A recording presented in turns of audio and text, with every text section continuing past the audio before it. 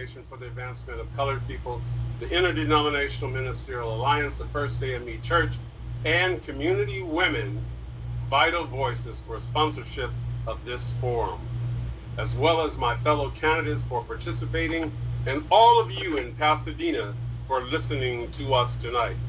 I'm running for re-election because I love our city. We have accomplished much, but we can do more.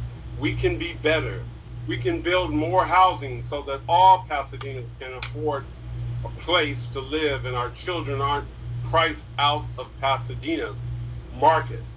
We can do more to protect our families from violence in our streets and neighborhoods by building and training a more effective and more empathetic police force who can earn the trust and confidence of our families, and with that trust become effective at combating crime. We can do more to deliver municipal services to residents in every councilmatic district and not ignore parts of the city because they are perceived as politically less powerful.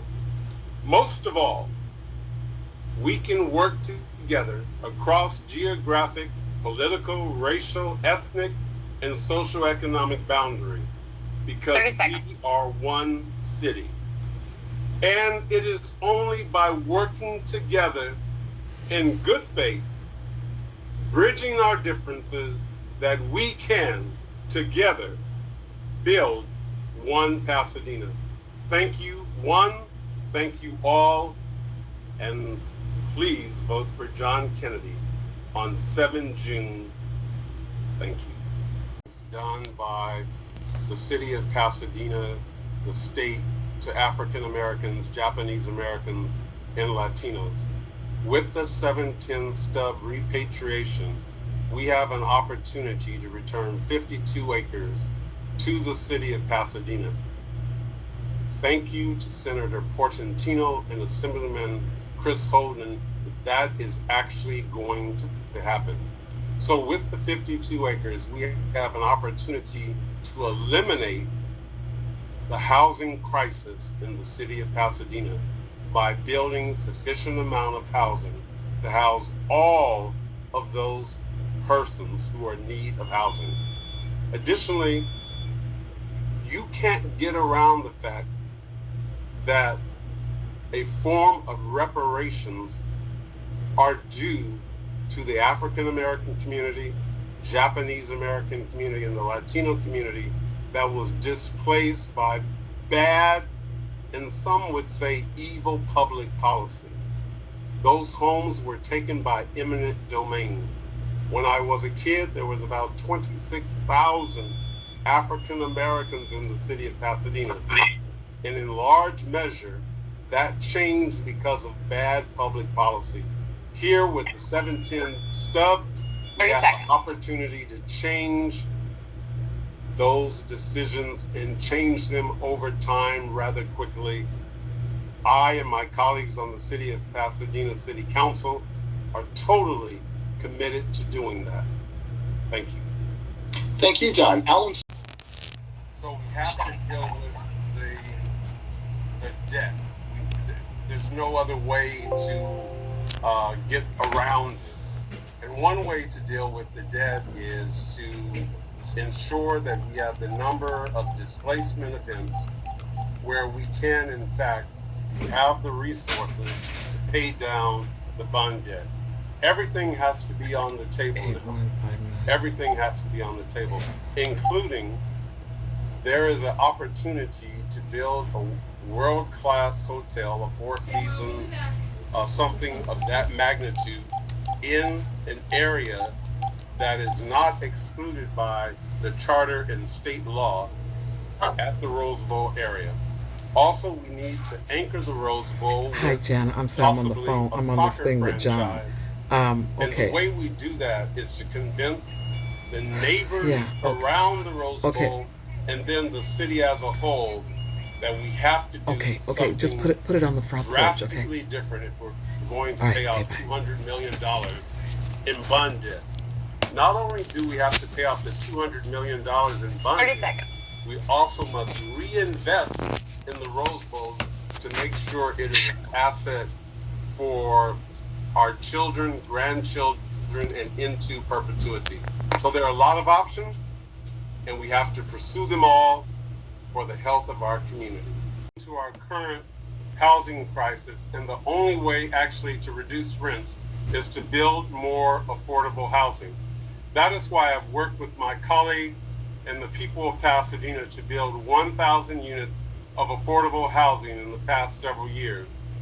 4 more projects are underway right now in my district, adding another 250 units, and a new project with 69 units for formerly homeless seniors, including full wraparound services, is about to start construction at Fair Oaks and Orange Grove.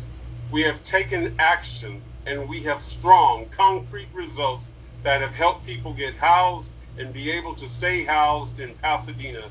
It is making a difference in the lives of people, but we need to do more. I will insist that we build another 3,000 units of affordable housing distributed equitably across our city, with 15% of those units reserved for the extremely low-income residents, many of whom are now unhoused. I am for one Pasadena, not house owners versus apartment dwellers, not condo owners versus senior citizens, fixed income renters. We need to stop pitting owners against renters. Seniors should not be vilified because they bought a house and worked all their lives to pay it off. And some of us are still paying it off. They are proud homeowners and do not deserve to be vilified. And shouldn't we protect mom and pop landlords rather than imposing additional burdens? Let's stop attacking folks for owning a condo or owning a house. Let's get everyone at all income levels decent and affordable housing in the great city of Pasadena. Program for public safety grants. A lot of the residents of the city of Pasadena who are concerned about public safety have ideas that are not necessarily law enforcement driven on how to make our city better and safer. So I'd like to see us use part of those funds to provide $5,000 grants that could be leveraged, if you will, programmatically to help different organizations throughout our city. And there could be fiscal agents serving to help the smaller nonprofits. Then I would like to see us have a micro loan program to start businesses in our city, or to assist small businesses ramp up their businesses, because we know 30 seconds that hiring local builds a better community. And so that's what I want to see happen with those funds. I'm confident that we have the possibility to use those funds in part to hire our children, young people in our community. Working with my colleagues on the council, I hope that's what we are going to do. Thank you for the opportunity.